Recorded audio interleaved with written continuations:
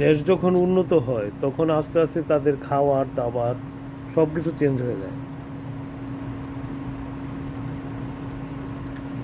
ধরেন এই যে দক্ষিণ কোরিয়ার কথা বলতেছি, এরাও তো এক সময় যুদ্ধের পরবর্তীতে এরা খুবই দারিদ্রতার হোঁচট খেয়েছে এবং তাদের এই দারিদ্রতাকে তারা মোকাবেলা করেছে।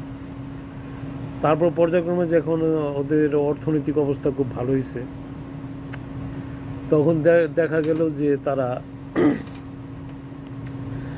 এই মুরগি ভাজা চলে আসলো। হুম। মুরগি ভাজাটা কিন্তু অনেকে মনে করে হয়তো কোরিয়ানরা অনেক আদিকাল থেকে খায়, কিন্তু আসলে কিন্তু তা না।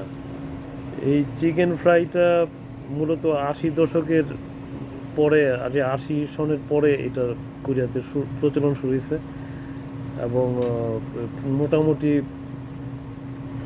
90 দশক পর্যন্ত খুবই জনপ্রিয় ছিল এবং এক নম্বরে ছিল কোরিয়াতে। তো কাউকে কোনো মেহমানকে কোনো কিছু খাওয়াইতে গেলে তারা বলতো যে আসেন চিকেন ফ্রাই খাই। এবং এখন কিন্তু আবার চেঞ্জ হয়েছে, এখন কিন্তু আর চিকেন ফ্রাই কিন্তু এক নম্বরে নাই। এরকম সব দেশেই, আমাদের দেশে তো আগে রেস্টুরেন্ট তেমন একটা ছিল না, ভাঙ্গাচোরা। ইদানিং তো অনেক দামি দামি রেস্টুরেন্ট হয়ে ভরে গেছে ঢাকা শহর এবং সারা বাংলাদেশেই। তো এরকমই আর কি। বন্ধুরা সবাই ভালো থাকেন। মাঝে মাঝে আপনাদের সাথে এরকম কথা বললে খুব ভালো লাগে।